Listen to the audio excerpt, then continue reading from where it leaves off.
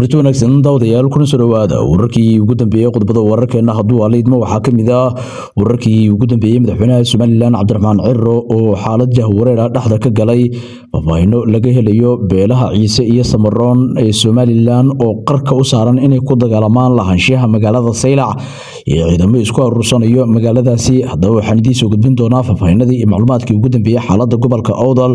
oo waji lama filaan ah yeelatay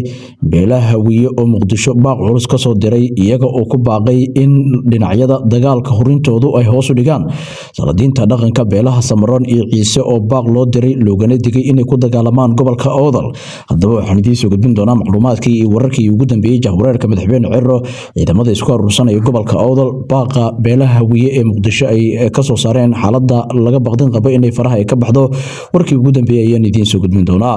qodobada kale ee la wadaagi doono wararkeena ku daawo doontaan waxaa ka mid noqon doono macluumaadkii ugu dambeeyay madaxweynihii hore ee Soomaaliya Shariif Sheekh Axmed oo si adag u weeraray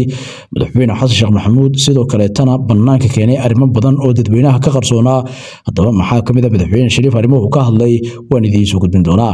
mucaaradka oo ugu dambeyntii go'aan ku gaaray inay raacaan dhabihii madaxweyne Farmaajo iskana diidaan inay tagaan magaalada Nairobi halkaasi oo dhawaan uu ka dhici lahaa shir ay isugu imaanayaan xubnaha golaha samata bixinta iyo sidoo kale Suudaanka Kenya iyo dowladaha taageera Soomaaliya oo ay weeriyaan madaxweynayaasha Puntland iyo Jubbaland. haddaba gabi ahaanba shirkaasi miyuu fashilmay waan idin soo gudbin doonaa. sidoo saaxiibayaal qodobadaasi kuwa kale oo xasaasi ayaan qaybta ku soo qaadi doona hadduu Rabbiina idmo fadlan daawada hadii aad saaxiib nagu cusub nagu soo bir muuqaalka like saragtaada wax xiisan ugu leeb qaybta hoose ee faalada dadweynaha waxa halkan ku bilaawno wararkeena waxaanu ku bilaabi doonaa isla markaasina ugu horeysiinayna madaxweynaha Soomaaliland Cabdiraxmaan Maxamed Cabdullaahi Cirro oo dhaxda ka taagan xaalad jahwareer iyadoo gobolka Awdal oo hadda martigelinayo dhaqdhaqaaq colaada iyadoo la soo sheegayo in xaalkaasina madaxweyne Cirro uu ku jahwareersan yahay. wasiirka warfaafinta Soomaaliland oo ah shakhsiga ugu saameynta badan gobolka Awdal ee ku jira xukuumadda Cirro ayaa la soo sheegaya in horaan uu iscasilay iyada oo tanina jahwareerka ay ku sii kordhisay madaxweyne Cirro. madaxweynaha Soomaaliland ayaa saacadii la soo dhaafay kulamo kala duwan oo aan caadi ahayn waxa uu la yeeshay siyaasiyiinta ka soo jeeda gobolka Awdal ee isugu jira beelaha halkaasi isku hayo waxaana uu sidoo kale uu kulamo gaar ah uu la qaatay xubnaha xisbigiisa ama xubnaha markaasi saaxiibadiisa siyaasadda isaga oo kala tashaday jahwareerka ka taagan gobolka Awdal iyo sida xalka lagu heli karo.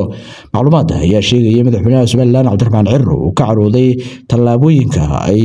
Itoobiya, Djibouti iyo Soomaaliya ay ku horinayaan xiisadda gobolka Awdal oo mandaqada ay ka dhigayaan mandaqad aad u qaraar xaaladda ka taagan Saylac. waxaana macluumaadku ay sheegayaan in arintan haddii sidan ay ku sii socoto madaxweyne Cirro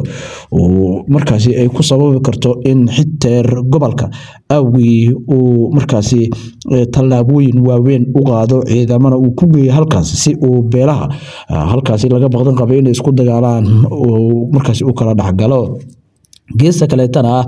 beelaha Ciise iyo Samaroon saacadii la soo dhaafay waxay hawada isu mariyeen hanjabaadyo kulkulul iyada oo saladiinta dhaqanka ay kulamo ay yeesheen kadib shirkii Dirdhaba deegaan hoostaga ee Yeesha lagu yeeshay waxaa soo baxay macluumaadyo ku aadan in beesha Ciise ay wado hub aruursi sidoo kale aruursi ciidan iyada oo mar walba ay suuragal ay tahay inay qaado dagaal ay ku doonayso hirgelinta ajandaheeda ugu weyn ee ah qabsoomida bandhiga buuga xeer Ciise iyada oo beeshu ay ka go'an tahay in wax walba sidaas loo sameeyo. saladiinta dhaqanka ayaa ku goodiyay in wax walba oo dhaco in ay qaban doonaan bandhiga buugooda xeer Ciise iyadoo dhinaca kale tana ay daboolka ka qaadeen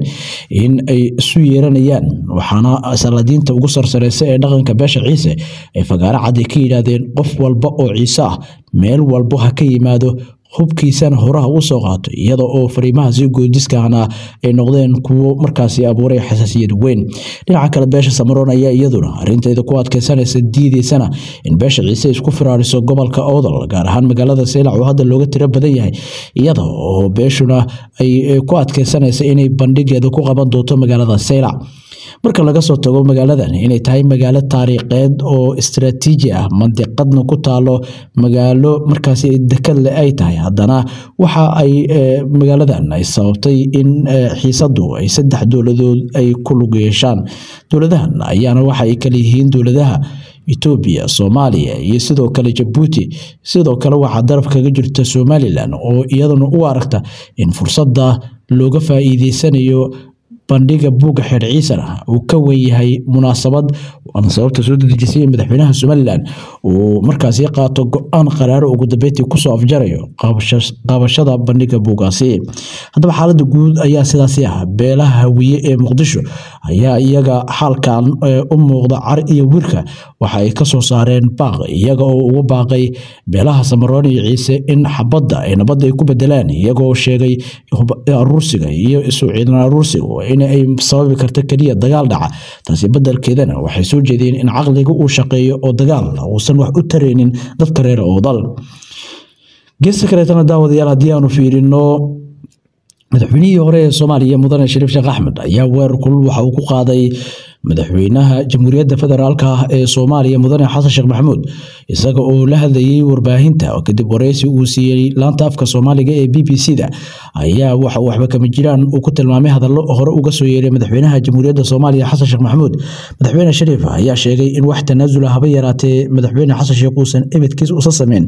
waxyaabaha uu ka hadlayo ee ah inuu uga tanaazulay mucaaradkana ay yihiin waxyaabo waxba kama jiraan oo marka horeba uu si qar isku xornimo ah go'aankooda uu qaatay.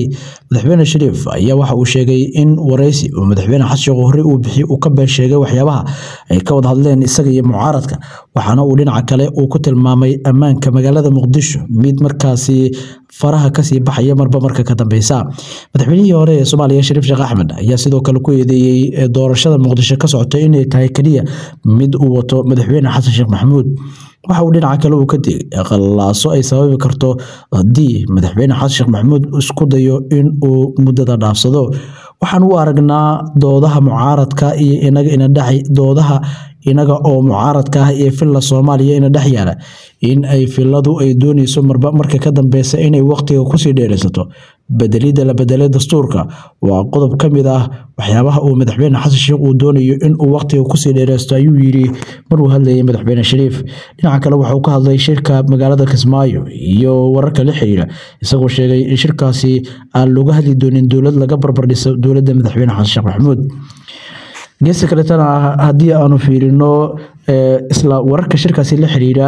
magaalada Nairobi waxa ogeyn in ay ku balansanaayeen siyaasiyiinta mucaaradka inay tagaan halkaas. siyaasiyiintan oo ay dowladda waddanka Kenya u yeertay halkaas in kula kulmay wakiilada beesha caalamka loona keen rabay fariin laga keenay aqalka cad ayaa ganafka ku dhuftay in halkaas ay tagaan iyaga oo taasi kaga dayday madaxweynihii hore ee Soomaaliya Maxamed Cabdullaahi Farmaajo kaasi oo iska diiday inuu tago magaalada Nairobi isla markaasina saacad ugu yeeray sirdoonka dowladda waddanka Kenya maslaxada Soomaaliya uma aaday dal shisheeye halkan aligu keen hadii aad wadaan wax maslaxada Soomaaliya ah cid ka hadlaysa marka madaxweyne Farmaajo ayaana arintiisu aad u soo jeedatay mucaaradka iyagoo u arkay hadii Farmaajo ka baaqsado shirka Nairobi iyaguna ay tagaan halkaas ay ku lumin karaan dhibca siyaasadeed. dowladda waddanka Kenya ayaa gadaal ka riixaysan in gabi ahaanba la baajiyo shirka magaalada Kismaayo iyadoo taasi bedelkeedana shirka la isugu yeertay magaalada Nairobi si baa la yiri ay siyaasiyiintan qodobada ay doonayaan inay ka soo saaraan magaalada Kismaayo looga soxo. wadaana barnaamijyada kan qaybtan waa naga taariikh geliyo.